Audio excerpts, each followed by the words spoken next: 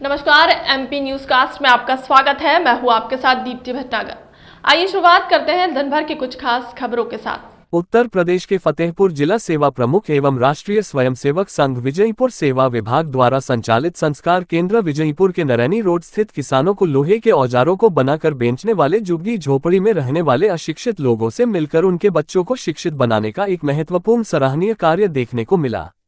आप लोगों को बताते चले कि विकसित भारत का एक ये बहुत ही अच्छा और मजबूत दायरा है, जिसे आज तक किसी पार्टी और नेताओं और समाजसेवी लोगों ने करने को नहीं सोचा, और अगर किया है तो आधार कार्ड बनवाने के बाद वोट लिया है और उनके परिवार के उज्जवल भविष्य के लिए किसी ने नहीं सोचा।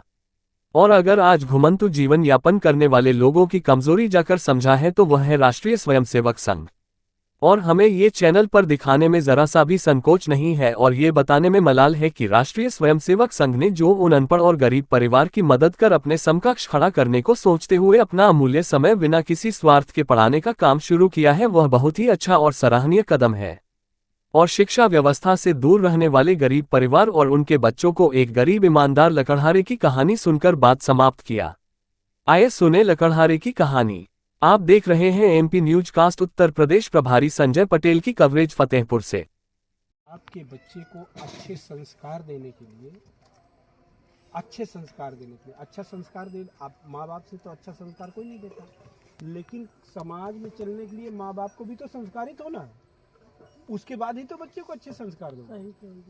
तो आपके बच्चे को 1 घंटे प्रतिदिन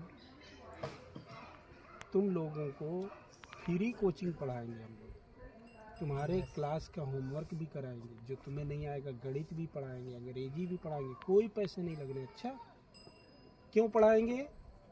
हमारा समाज शिक्षित हो सके। समाज से बहुत अच्छा बच्चा इसने जवाब दिया, क्योंकि हम तुमको क्या मान रहे हैं? अपने समाज के लोग हैं, अपने समाज के लोग मान रहे हैं ना। तो हम तुम्हें 1 घंटा कोचिंग और इसलिए पढ़ाएंगे कि जो बच्चे कोचिंग, जिनके माँ बाप कोचिंग पढ़ा सकते हैं, उनके पास पैसे हैं, वो अच्छी शिक्षा दे सकते हैं, तो तुम लोग भी उनकी बराबरी की शिक्षा पा सको, पढ़ने में फर्स्ट आ सको। तुम भी जैसे एयरफोर्स है और प्रतियोगी परीक्षाएं, उनमें अच्छे मार्क्स लाके निकाल सको। ठीक है ना? तो 1 घंटे का समय तुम लोग अपने टाइम पे दोगे। हाँ, दूर नहीं जाना है, इसी मंदिर पे बैठना है। ठीक है? अच्छी बात बताएंगे, है ना? हम भी आ सकते हैं किसी दिन, ये भी आ सकते हैं, ये भी आ सकते हैं, जितने लोग आएंगे रोज कुछ। और हम लोग कौन हैं बता दिया, है ना? है ना? तो हम लोग अब सब लोग मतलब एक एक करके पढ़ाने आएंगे। आप बात ये करनी है, आप लोग जैसे दादी हैं, बुजुर्ग हैं, ये आप लोग हैं, ये बच्चे ये मंदिर पे 1 घंटे के लिए इनको पढ़ने के समय पे कोशिश करिए उससे 1 घंटा, आधा घंटा पहले या 10-5 मिनट पहले फ्री कर दीजिए। आपको मालूम है बच्चे को पढ़ाने वाले आ रहे हैं, बेटा जाओ, अब छोड़ो काम, अब हम कर लेंगे। मोहरे यहाँ मिली है, ये कैसे आ गई? उसने कहा हमको कुछ नहीं पता। अरे ऐसे कैसे नहीं पता? ना हमको नहीं पता। तो उसने कहा कि खैर आपस में पति पत्नी में काफ़ी देर तक इस बात को लेकर के चर्चा हुई। फिर अंत में यही हुआ कि हमारी नहीं है तो हमारी नहीं, अब तो हो तो आदमी रख ले। लेकिन उसने कहा कि चलो ठीक है, हमारी नहीं है, हम गांव में एक बार सूचना कर देंगे, जिसकी होगी ले जाएगा। हमारी नहीं है तो हमारी नहीं है। उसने पूरे गांव में सूचना कर दी, भाई हमारे यहाँ 2 मोहरे मिले, अगर किसी की हो तो ले जाए। उस समय इतनी ईमानदारी थी कि जिसकी नहीं थी कोई झूठा भी नहीं कहा कि हमारी नहीं है। ये आई कहाँ से?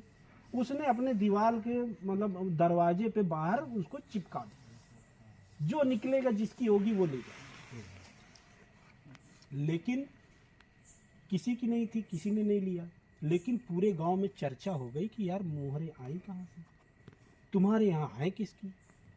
तो अब उस औरत ने भी सोचा कि ये आखिर इस हवन कुंड में ठोक दी, चमत्कार तो नहीं हो गया ठोकने का?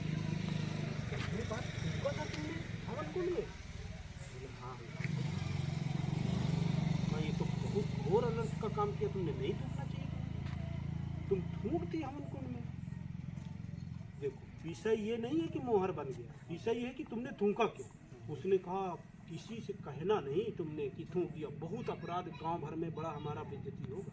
लेकर के वो शांत हो गई। फिर भी औरतें बाहर जाएं, घर गांव की आए, कैसे निकला फिर बताओ तो उस औरत ने वही बात अन्य लोगों से बता दी औरतों को कि मैंने कुछ नहीं जानती, मैं केवल थूकी थी इसमें। अब ये बात रही कि वो आनंद कुंड में एक दो औरतें ट्राई करी और वो मोहर बन गए, सोना बन गए। अब धीरे धीरे औरत की बात, इसने कहा कि यार ये पूरा गांव तो जो है देखते देखते सब 2 मंजिला की मंजिला बना जा रहा है। तो अपने आदमी से, और उसको मालूम था कि सोना बन रहा है घर में, लेकिन उसका आदमी मना किया था कि ये काम मत करना, ये अन्याय, ये अधर्म है।